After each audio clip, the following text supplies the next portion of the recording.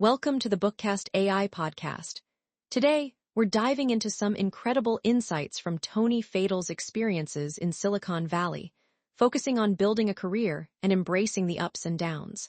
Let's unlock these book ideas through our conversation. Are you ready to dig in? Absolutely. The idea that adulthood is a journey of continuous learning through productive struggle is truly inspiring. It's like Tony said, the only failure in your 20s is inaction. The rest is trial and error.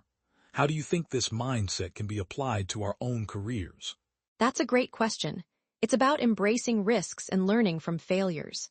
Tony mentions that early adulthood involves watching dreams go up in flames, then learning from the ashes. It's a powerful reminder that failure is not the end, but a stepping stone. Do you remember any personal experiences where you learned from a failure? I do. There was a project I was passionate about, but it didn't pan out as expected. Initially, it felt like a setback, but reflecting on it, I realized I had gained valuable insights. It aligns with what Tony says about learning from colossal failures. How do you think we can better embrace risk in our careers?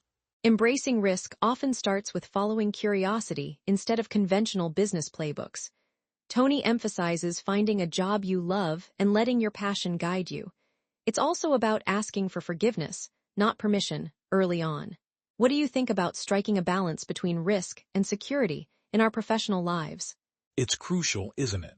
Striking that balance can be tricky, but Tony suggests that taking big risks early in your career can be the world's best way to learn fast. On the flip side, there's a point where you temper your fear that becoming more hands-off might cause the product to suffer. How do you see this balance playing out in team settings? In team settings, it's about ensuring that the team produces high-quality work without micromanaging. Tony believes in being exacting and expecting great work. As a manager, it's your job to care deeply about the team's output. Do you think honesty is a critical aspect of this balance? Absolutely. Tony stresses that honesty is more important than style.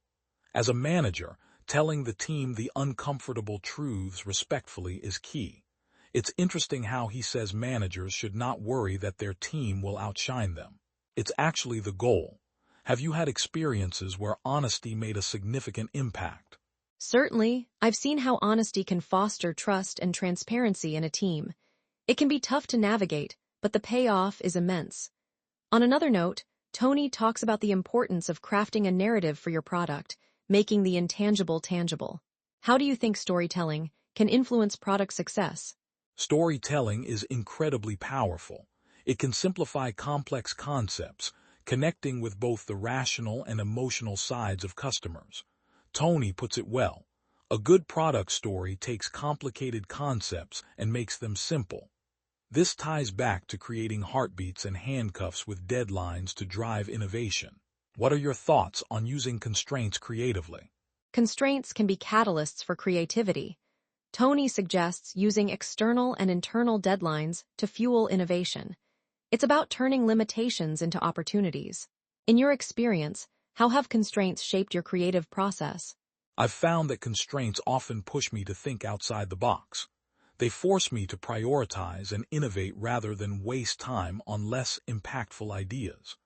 Tony's advice to prototype the whole experience and make intangibles tangible really resonates with that. How do you see prototyping as a tool for innovation? Prototyping is vital for innovation. By making the intangible tangible, as Tony suggests, you can better understand and refine user experiences. It's like testing the waters before a full-scale launch. In your view, how does this approach help in avoiding the pitfalls of creating products that aren't solving real problems? By prototyping every touchpoint, you're ensuring that the product truly addresses real customer needs. It's about not just creating technology but solving real problems. Remember General Magic's failure. They had incredible technology, but not a product that solved real issues.